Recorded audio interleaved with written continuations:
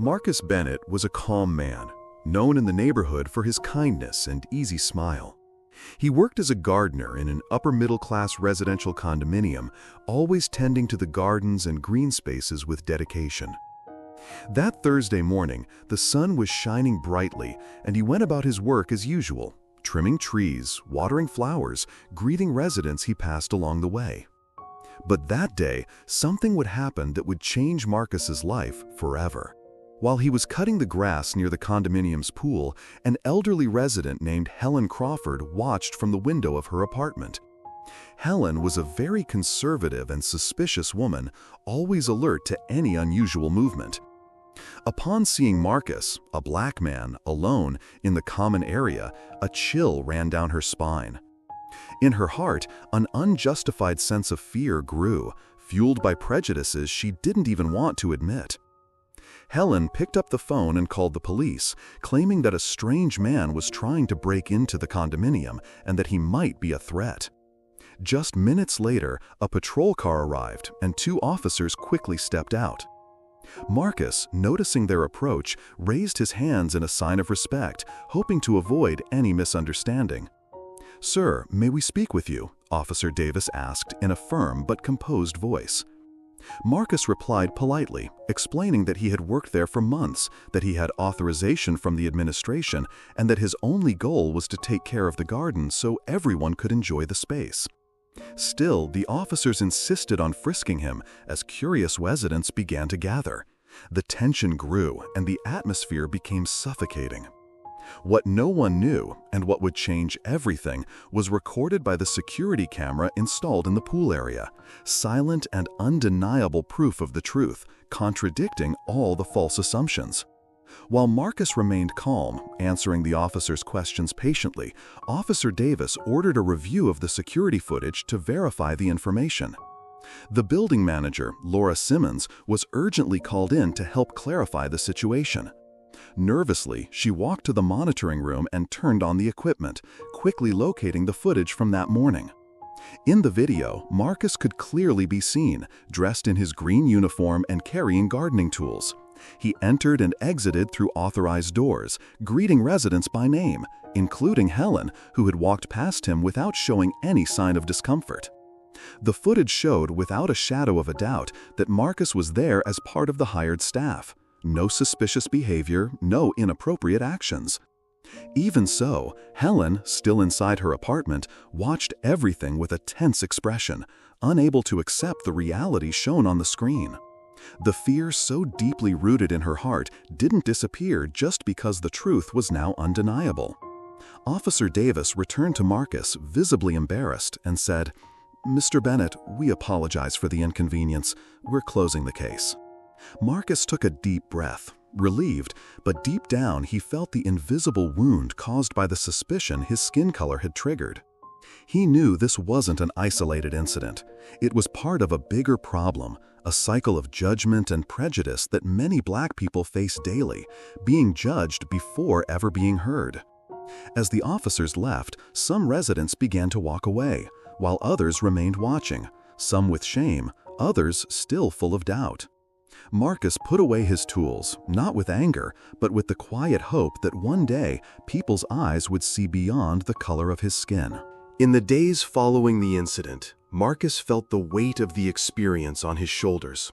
Although no one had said anything directly, he knew that some residents had begun to look at him with suspicion. The constant sense of being under scrutiny started to erode his confidence. At work, Marcus continued to dedicate himself as before, but his smile was no longer as easy to find. He often spoke with his friend and fellow worker, David Morgan, who was also facing challenges at the same condominium. "It's not fair, David," Marcus said one afternoon, sitting in the small break room. "We're here to work, to help keep this place beautiful, and yet we're still seen as a threat." David nodded, his expression serious. "That's the reality we live in.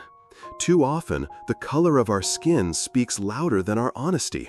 The struggle is daily." Marcus thought about his friend's words and the stories he'd heard throughout his life. From family members, neighbors, acquaintances, all who had faced prejudice and injustice simply for being who they were. But he also knew he couldn't give up. For himself, for his family, and for all those who needed examples of resilience and dignity. That's when Marcus decided to take action.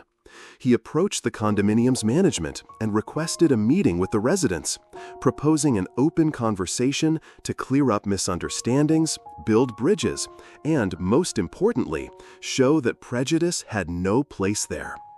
The invitation was met with some surprise, and many were hesitant, but Marcus held on to hope. The next step would be crucial to changing the perception of those who, out of fear or ignorance, had called the police without reason. On the scheduled evening, the condominium's small meeting room was full. Residents of different ages and backgrounds sat side by side, some curious, others still skeptical. Marcus stood before them, steady though his heart was racing. He began speaking sincerely. "Good evening, everyone. I know many people here were frightened that morning.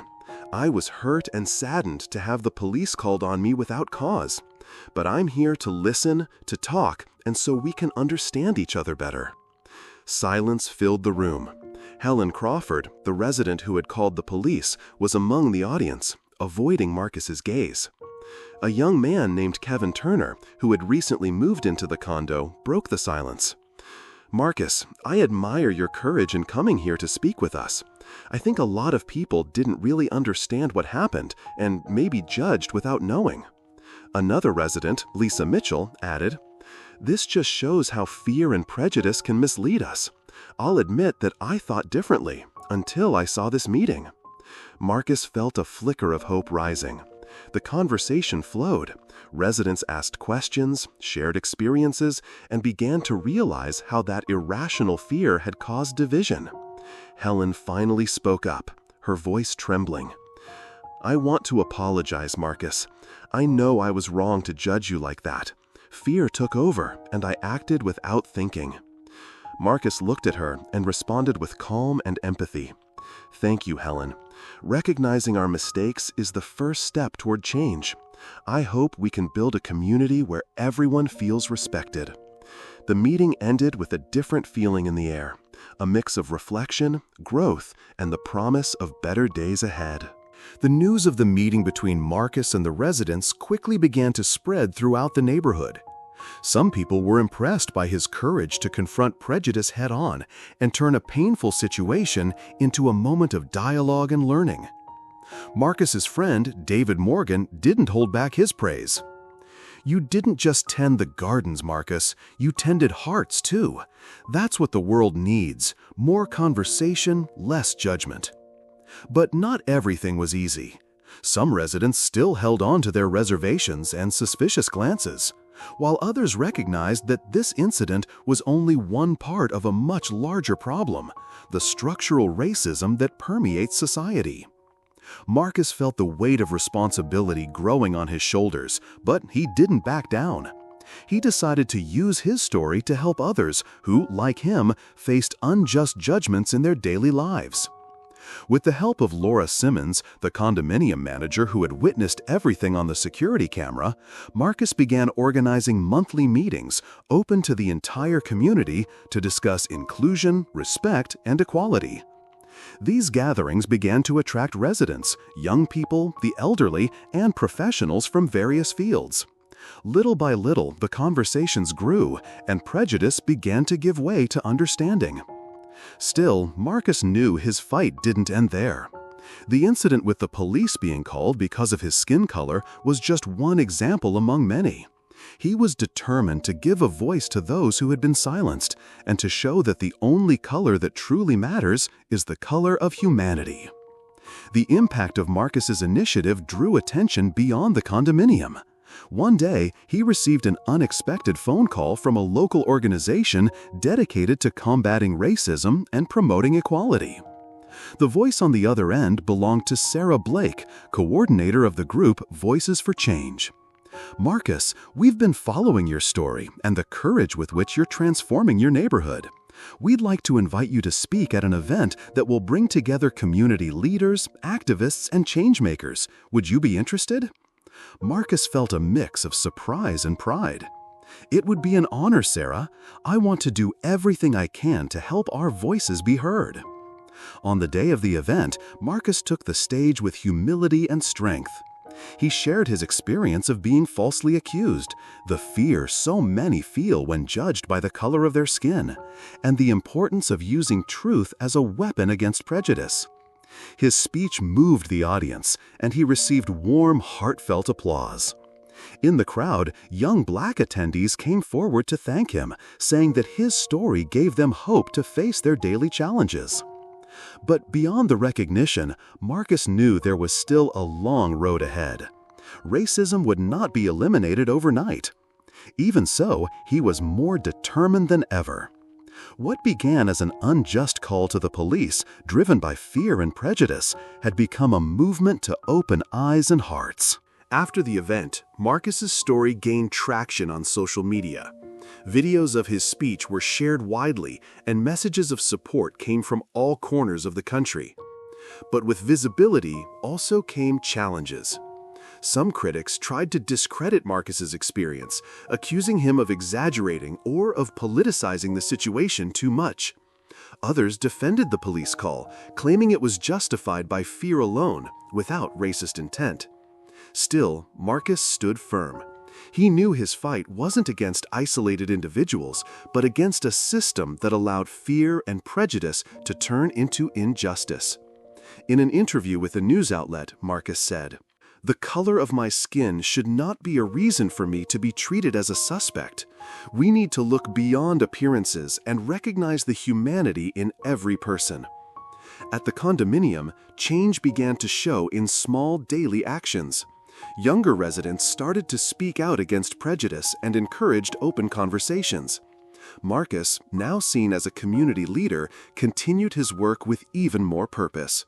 He understood that his role was to use his voice so that others could be heard.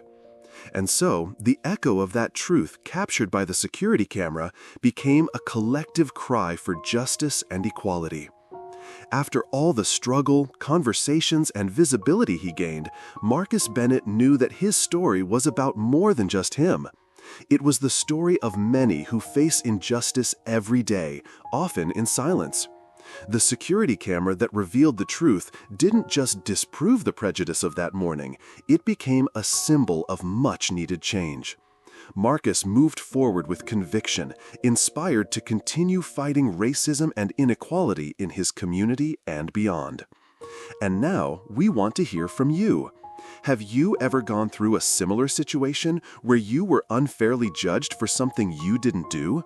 Tell us in the comments, what would you do if you were in Marcus's place? If you stayed until the end of this story, leave a "I believe in justice" in the comments to show that together we can change the world. And don't stop here. Click on the videos now appearing on your screen to watch more real and powerful stories from Tales That Touch, stories that will move your heart and inspire your soul. Thank you for watching.